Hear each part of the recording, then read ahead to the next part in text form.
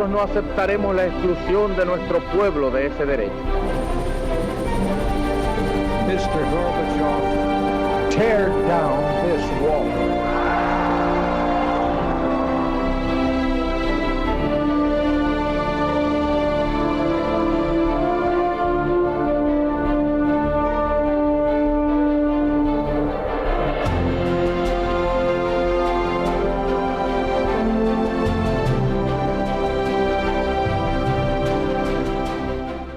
Muy buenas noches, señoras, caballeros, bienvenidos a Tiempos Modernos. En la historia de las guerras hay batallas cuyo objetivo no está en el campo de batalla, sino a cientos de kilómetros. Eso es lo que ocurrió en la Guerra Civil Española en una batalla concreta, la de Brunete, que se libró en los alrededores de Madrid, pero lo que estaba en juego estaba en el norte, en Asturias. ¿Por qué? Vamos a verlo. La batalla de Brunete, en julio de 1937, es una de las más famosas de la Guerra Civil. El nuevo jefe del gobierno del Frente Popular, Negrín, necesitaba una victoria. Había llegado al cargo en el mayo anterior, de la mano de los comunistas, para reemplazar al defenestrado Largo Caballero, y tenía que demostrar a sus mentores soviéticos que la República podía ganar batallas. De momento había perdido Bilbao y había fracasado en su intento de reconquistar Segovia. Los nacionales, por el contrario, ocupaban implacablemente el norte, tenían Santander al alcance de la mano y comenzaban el cerco en una zona de Asturias aún bajo control frente populista. Nadie ignoraba la trascendencia de esas operaciones, que podían dar a Franco el control de esas zonas fabriles más importantes del país. Los nacionales necesitaban esos recursos industriales para continuar la guerra. Habían fallado ante Madrid en noviembre del 36 y después en las batallas del Jarama y de Guadalajara en febrero y marzo del 37. Ahora el cerco nacional sobre Madrid era en realidad una línea discontinua de puestos. La ocasión parecía clara para Negrín. Atacar a las tropas de Franco en Madrid permitiría aliviar la presión sobre el norte y, de paso, debilitar a los sitiadores en la capital. Ese fue el objetivo de la batalla sobre Brunete. En la madrugada del 6 de julio comenzó la ofensiva, la principal, hacia Brunete y Móstoles, abriendo cuña entre Navalgamella y Villanueva del Pardillo, y otra secundaria entre Usera y Villaverde. El Frente Popular movilizó una fuerza impresionante, 85.000 soldados, 220 piezas de artillería, 170 carros y 300 aviones. Los primeros días fueron de euforia. Las defensas nacionales cedieron, la superioridad numérica se impuso y en el norte, en efecto, Franco tuvo que detener su avance para enviar tropas de socorro a Madrid.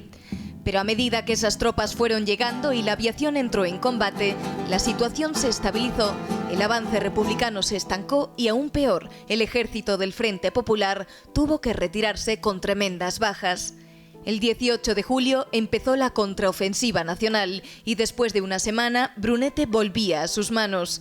El Ejército Popular de la República perdió en torno a 25.000 hombres entre muertos y heridos, además de un centenar de aviones, por 17.000 bajas del bando nacional.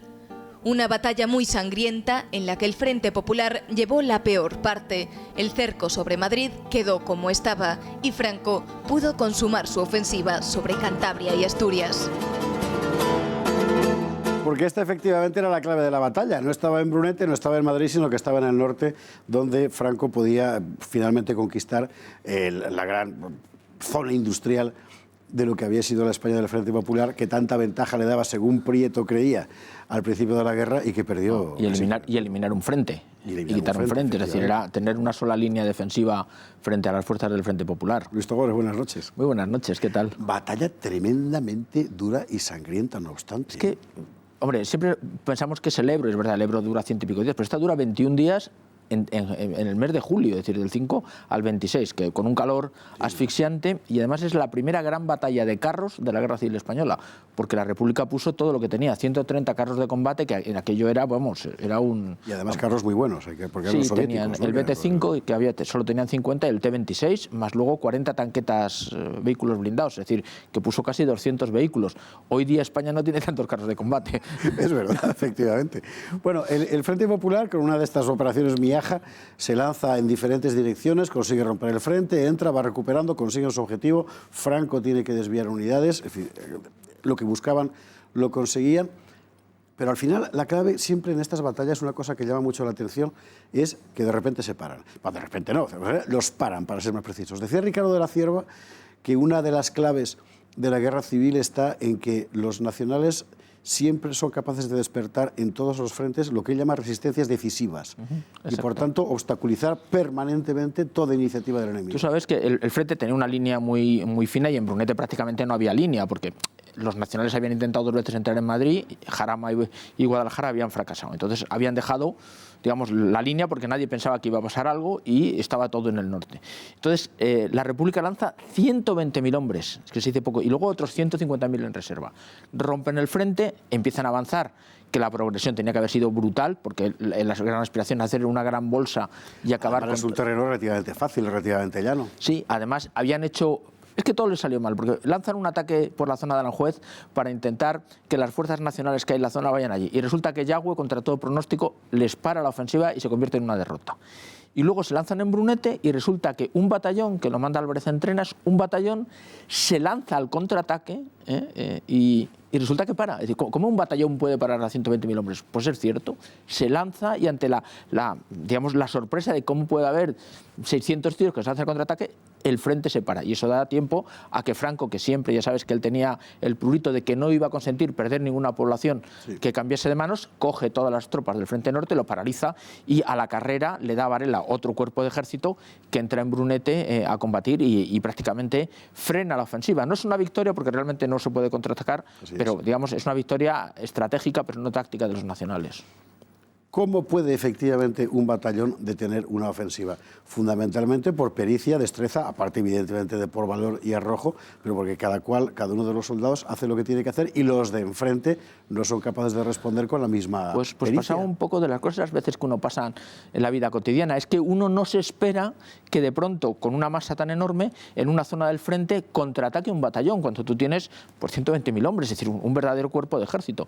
Bueno, pues ocurre, es decir, hubo una serie de pequeños puestos que resistieron, pero puestos, te digo, de 100 hombres. Por ejemplo, en Brunete hay una posición de 100 falangistas que se hacen matar, pero frena un cuerpo de ejército y luego se produce el contraataque. Y eso descabala digamos, los sueños de avance del ejército de Miaja.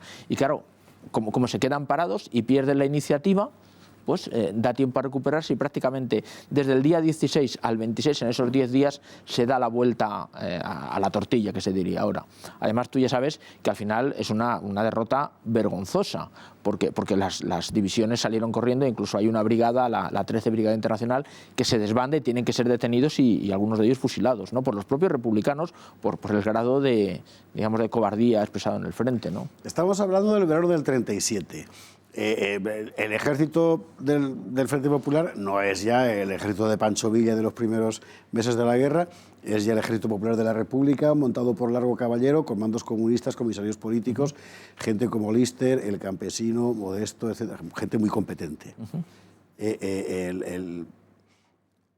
Lo que sorprende precisamente con ese lado de competencia es que al final la tropa responda mal. Vamos a ver, en este momento ya tienen las brigadas mixtas, que por cierto son una cosa mucho más inteligente que las unidades del Ejército Nacional. Las columnas famosas. Sí, de hecho hoy el Ejército Español tiene brigadas mixtas. Así es. Decir, y los franceses. Entonces, está muy bien pensadas. Yo lo que creo que tienen un problema y es que, vamos a ver, no tienen moral de victoria.